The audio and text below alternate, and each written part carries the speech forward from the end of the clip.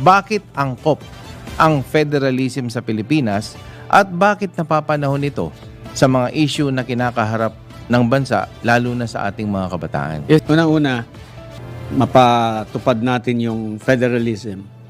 Siguro marapat na pag-usapan, diretsuhan na usapan, konsultahin natin ang mga tao. Gusto ba ninyong amyendahan ang ating saligang batas o gusto ninyong revisahin na natin? Pag sinabi nating revise, ibig sabihin we will change the form of government to federalism. Pag-usapan na natin diretso, tanungin natin yung tao. Yes. Kasi hindi natin tinatanong, pinag-uusapan lang natin, iniiwasan natin. Kasi yung comfort zone kasi nung mga nakapwesto nung politics, nung politika right now is in the political provisions of the Constitution which we need to change. Yes. So tanungin natin ang tao, kailangan ba na gusto nyo bang baguhin na natin? Ngayon, pag sinabi natin gusto nating baguhin, ipaalam natin sa mga tao ano ang advantages at disadvantages nung federalism. To me, I'm in favor of federalism kasi madi-decentralize mo yung lahat ng bagay. Exactly. For example, delivery of justice will be hastened. Masyadong mabilis because sabihin na natin na federal, nakasanay tayo state katulad sa Amerika. Bawat state, bawat estado. O sabihin natin siguro sa atin, regions, ilan ba yan? 13, no? Yes. So yung bawat 13 na yan, na regions, na independent, no? Meron silang sariling Supreme Court. Yes. Meron silang sariling Court of Appeals. In other words, hindi mo na pag inipon mo sa isang basket, yung bibilangin mo, masyadong matagal. Exactly. See?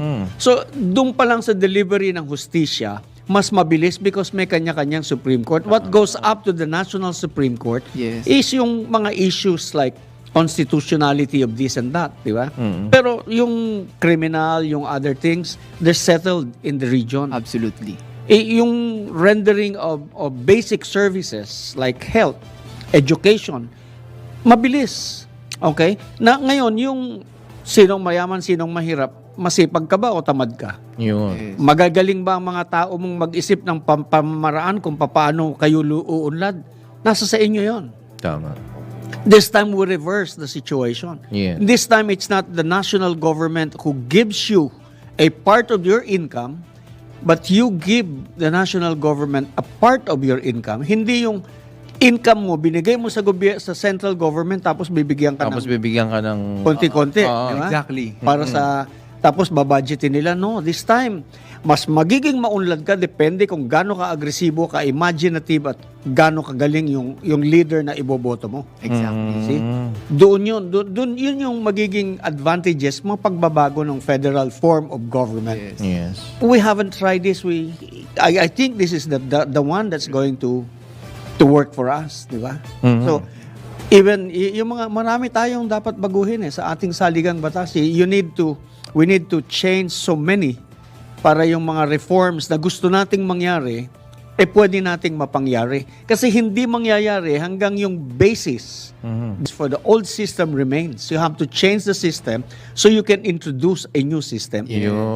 Yung ganon. No? So, yun yung pananaw ko and I admire you for advocating the federal form of government. Tuloy mo lang yan. Sana one day, no?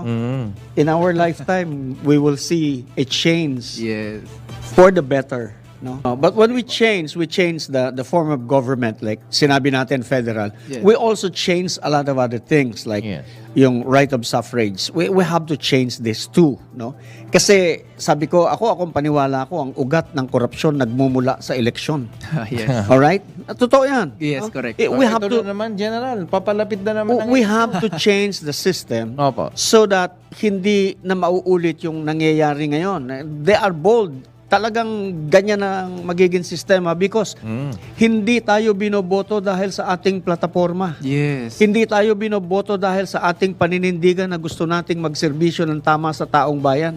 Ang binoboto nila yung kung sino sa araw ng eleksyon, bago mag-eleksyon, di ba? Yung gabi. The night before. Yung gabi. Yes. See? So if this is going to be the basis for people to get elected, anong sabi ni Mahatma Gandhi? Magandi. Sabi niya, if you see an idiot in office, then those who elected him Alright. are well represented.